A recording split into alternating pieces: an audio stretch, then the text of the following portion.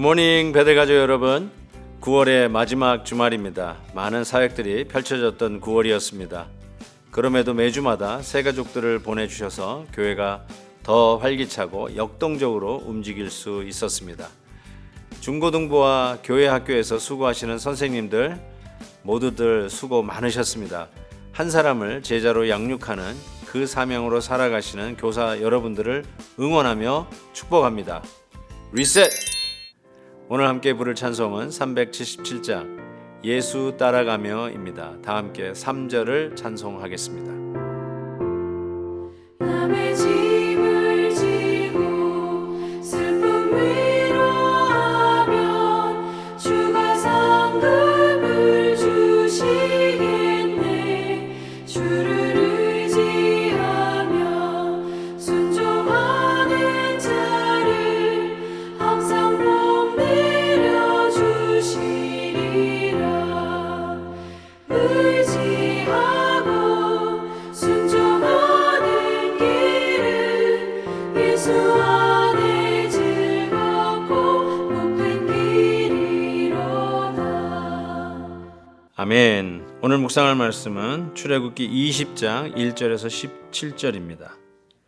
하나님이 이 모든 말씀으로 말씀하여 이르시되 나는 너를 애굽 땅 종되었던 집에서 인도하여 낸 내 하나님 여호와니라. 너는 나 외에는 다른 신들을 내게 두지 말라. 너를 위하여 새긴 우상을 만들지 말고 또 위로 하늘에 있는 것이나 아래로 땅에 있는 것이나 땅 아래 물속에 있는 것에 어떤 형상도 만들지 말며 그것들에게 절하지 말며 그것들을 섬기지 말라. 나 내 하나님 여호와는 질투하는 하나님인즉 나를 미워하는 자의 죄를 갚되 아버지로부터 아들에게로 3, 4대까지 이르게 하거니와 나를 사랑하고 내 계명을 지키는 자에게는 1000대까지 은혜를 베푸느니라. 너는 내 하나님 여호와의 이름을 망령되게 부르지 말라. 여호와는 그의 이름을 망령되게 부르는 자를 죄 없다 하지 아니하리라. 안식일을 기억하여 거룩하게 지키라.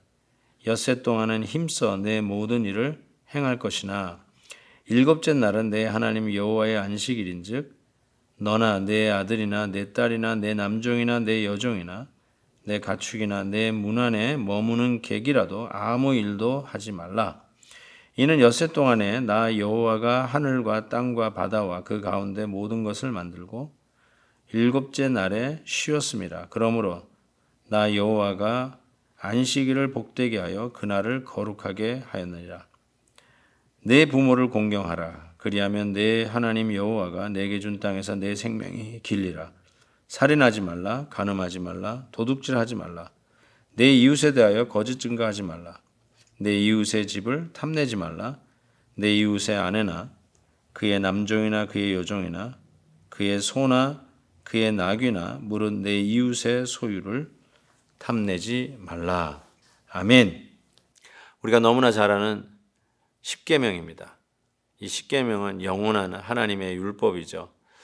이 십계명을 통해서 하나님의 거룩이 무엇인지, 왜 하나님께서 그토록 이 계명으로 우리에게 주시면서 경계를 삼으셨고 구별되어야 되는지를 잘 보여주고 있습니다. 즉 하나님은 이와 같이 거룩한 분이시며 하나님은 하나님의 기준은 우리의 생각을 뛰어넘는 정말로 죄가 없으신 귀하고 거룩하고 보배로운 우리 하나님임을 잘 보여주는 것이 이 십계명의 말씀이라고 생각합니다.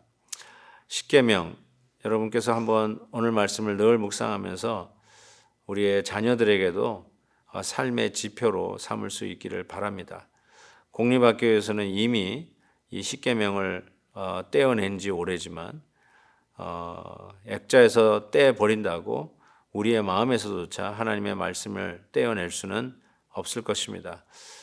하나님의 말씀을 벽에 걸린 액자에서 떼낸다고 사라질 수가 없듯이 결국은 하나님의 말씀은 그 말씀대로 오늘도 살아내는 저와 여러분 성도들을 통해서 하나님의 말씀은 1.1획도 사라지지 아니하고 오늘도 말씀 가운데의 능력을 발휘한다고 분명히 믿습니다. 10가지의 십계명 계명 하나하나씩 묵상해도 참 부족할 터인데 저는 오늘 말씀 묵상하면서 제일 마음에 와닿는 말씀으로 오늘 나누기를 원합니다. 그것은 하나님께서 당신에 대해서 별명을 가르쳐 주신 것이죠. 그것이 바로 5절에 나오는 나는 질투하는 하나님이다 라고 말씀하신 것입니다. 질투, 소위 옛날 우리 사회에서는 여성들에게 칠거지약 중에 하나가 질투가 아니었겠습니까? 지금 아무리 생각해봐도 질투는 속 좁은 여인들이 가지는 것이 질투라고 하면서 그런 거 갖지 말아야 된다라고 하는데 실은 오늘 말씀은 하나님이 질투하는 하나님이라고 말씀하고 있는 것이죠. 질투는 속 좁은 사람들이 하는 그런 성격적 모순이 아니라 실은 내 것인데 나에게만 속해 있는 것인데 다른 것에 기웃거리고 다른 것에 마음을 빼앗겼을 때 당연히 올 수밖에 없는, 사랑하기 때문에 내 것이라는 이 소유가 분명하기 때문에 누구에게도 빼앗길 수 없는 내 눈의 눈동자와 같은 사랑의 결정체이기 때문에 당연히 올 수밖에 없는 것이 질투다라는 것이죠. 하나님은 우리를 향해서 질투하는 마음을 갖고 계세요. 하나님 거기 때문에 그렇습니다. 너는 내 백성이다. 너는 내 소유다. 내 거라는 것이죠. 그것이 어떤 집착이라기보다 하나님의 소유이니까 하나님이 책임지시겠다는 뜻이고 하나님 것이니까 하나님의 생명을 내서라도 지키겠다는 뜻이고 그 생명으로 내 것으로 만든 핏값으로 산 당신의 백성이기에 하나님이 마땅히 지켜야 할 사랑의 대상인데 이 사랑의 대상이 한눈 팔고 있는 것이죠. 하나님 앞에 모든 것을 집중해도 부족할 터인데 한눈 팔고 있는 것이죠. 그렇다면 하나님은 당연히 우리를 향해서 질투를 느끼시는 것이죠. 하나님과 데이트해야 할 시간에 다른 사람과 데이트를 하고 하나님 앞에 기도해야 할 시간에 엉뚱한 사람들에게 가서 막 전화하면서 부탁이나 하고 있고 하나님의 말씀을 들으면서 하나님의 뜻이 무엇인지를 분별해야 할 우리들이 오히려 다른 말씀들, 하나님의 말씀이 아닌 이단의 말씀들, 세상의 말에 기웃거리고 있다면 하나님께서 얼마나 속상하시겠습니까? 당연히 그 마음에서 나오는 것이 질투이죠. 하나님이 여러분의 삶 속에 질투를 느낄 만한 삶의 영역이 있는지요? 하나님과 기도해야 할 시간은 도대체 몇 분인데 우리가 TV 앞에서 2시간, 3시간을 허비하고 있다면 하나님이 질투하지 않으실까요? 한번 깊이 하나님이 질투할 만한 시간이 언제인가 한번 생각해 볼 수 있기를 바랍니다. 주님께서 오늘도 나를 향하여 질투하는 것이 무엇일까? 하나님이 나를 향해서 한숨 쉬고 있을 만한 시간은 어느 시간일까? 한번 깊이 뒤돌아보면서 질투하시는 하나님, 이것이 단순히 속 좁은 신의 모습이 아니라 우리를 축복하시는데 죄를 갚을 때는 3, 4대까지 이르게 하겠지만 6절 보세요. 나를 사랑하고 내 계명을 지키는 자에게는 1000대까지 은혜를 베푸느니라. 이게 하나님의 가슴에 끓고 있는 마음이거든요. 내가 너를 1000대까지 은혜를 베풀고 싶은데 이게 하나님의 마음이거든요.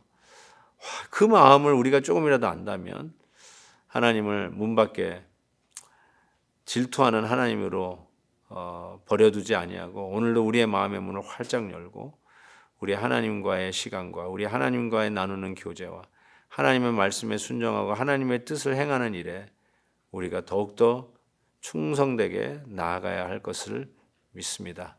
기도하겠습니다. 사랑의 하나님 아버지, 오늘도 말씀을 통해서 하나님은 질투하시는 하나님인 것을 이 계명을 통해서 깨닫게 해주셔서 감사합니다. 넘지 말아야 할 이 계명, 이 경계의 선에서 하나님의 말씀을 지키는 저희들, 하나님께서 혹이라도 섭섭하여 질투하실까 오늘도 두려운 마음으로 하나님의 마음을 받아 1000대까지 은혜를 베푸시려는 그 마음을 받아 누리는 저희들 되게 하여 주옵소서. 다가오는 주일 예배를 사모합니다. 세우신 종의 말씀을 통해서 더욱더 강건해지는 주말이 되도록 역사하여 주옵소서. 예수 그리스도의 이름으로 기도하옵나이다. 아멘. 내일 헵시바 때 뵙겠습니다.